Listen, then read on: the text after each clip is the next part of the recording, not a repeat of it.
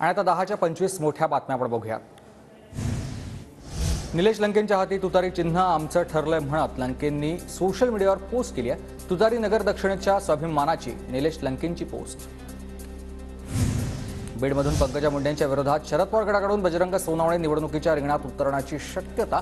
बजरंग सोनवणे सध्या अजित पवारांच्या राष्ट्रवादीत, सोनवणे लवकरच पवारांना भेटण्याची शक्यता। रत्नागिरी सिंधुदुर्गचा तिढा सुटला।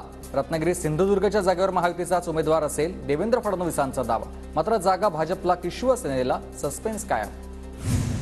उतार वयातील लोकांनी आशीर्वाद द्यायचा असतो, फारच कंटाळा आला तर भजन करायचं असतं, अशा शब्दात अजित पवारांचा शरद पवारांना टोला। हेमंत गोडसेंनी जागा सोडावी म्हणून आमचे प्रयत्न सुरू। नाशिक लोकसभेच्या जागेबाबत मंत्री छगन भुजबळ यांचं सूचक वक्तव्य। गोडसेंनी जागा सोडली तर आम्हाला विचार करता येईल, भुजबळांचं वक्तव्य। शिवसेनेचे 3 मंत्री केंद्रात जाण्याची शक्यता। संभाजीनगरमधून संदीपान भुमरे, धाराशिवमधून तानाजी सावंत तर यवतमाळ वाशिममधून संजय राठोड लोकसभा निवडणूक लढवणार, सूत्रांची माहिती। लोकसभेच्या जागावाटपाबाबत उद्या महाविकास आघाडीची अंतिम बैठक। दक्षिण मुंबईतील ट्रायडेंट हॉटेलमध्ये संध्याकाळी 5 वाजता बैठक। मवियाच्या उद्या होणाऱ्या बैठकीचं आपल्याला निमंत्रण नाहीये, पाडापाडीचं राजकारण करणाऱ्यांसोबत आम्ही नाही, प्रकाश आंबेडकरांची भूमिका। काँग्रेस आणि शिवसेनेत 10 जागांवर ताळमेळ नाही, 5 जागांवर 3ही पक्ष दावा करत आहेत। जागावाटपावर प्रकाश आंबेडकरांचा दावा, तर मवियाच्या उद्या होणाऱ्या बैठकीचं निमंत्रण नाही, आंबेडकरांची स्पष्टोक्ती। माझं नाव शिवसेनेच्या यादीत असणार, मावळ लोकसभेवर खासदार बारण्यांचा दावा, तर भाजप प्रवेशावर श्रीरंग बारण्यांचा पूर्णविराम। राहुल गांधींनी घेतलंय त्र्यंबकेश्वर ज्योतिर्लिंगाचं दर्शन। नाशिक ढोल आदिवासींच्या पारंपरिक वेशात नृत्य सादर करत राहुल गांधींचं स्वागत। देशातील कोणत्याच राज्यात शेतकऱ्यांना योग्य बाजारभाव मिळत नाही। स्वामीनाथन आयोगाच्या अहवालानुसार MSP लागू करणार, राहुल गांधींची नाशकात घोषणा। राहुल गांधी आणि शरद पवारांमध्ये जागावाटपावर चर्चा। चांदवडमधील सभेनंतर दोन्ही नेत्यांमध्ये चर्चा। खासदार संजय राऊतांची उपस्थिती। उद्धव ठाकरेंना अल्पसंख्याकांचे मतं हवेत, त्यांच्याकडून मुस्लिमांच्या लांगून चालण्याचं राजकारण। शहांची टीका, तर CAA कायदा झाला पाहिजे की नाही, ठाकरेंनी स्पष्ट करावं, शहांचं ठाकरेंना आव्हान।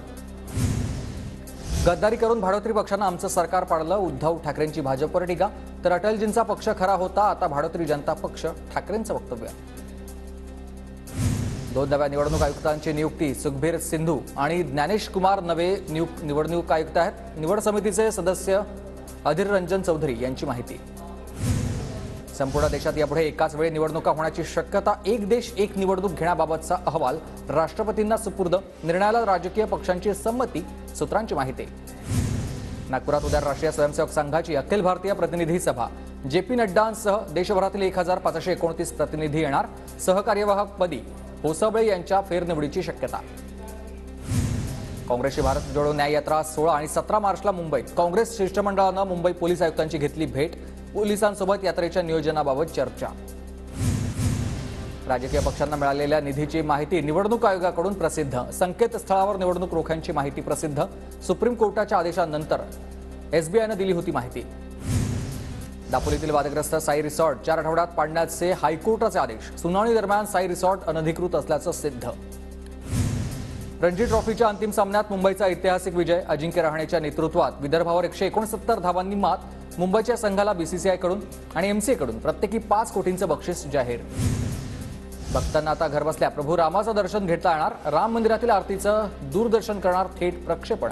सुरुवातीला प्रसार भारती काही महिन्यांसाठी मंगल आरती प्रसारित करणार। अश्लील आणि हिंसक कंटेंट दाखवणारे 18 OTT प्लॅटफॉर्म ब्लॉक।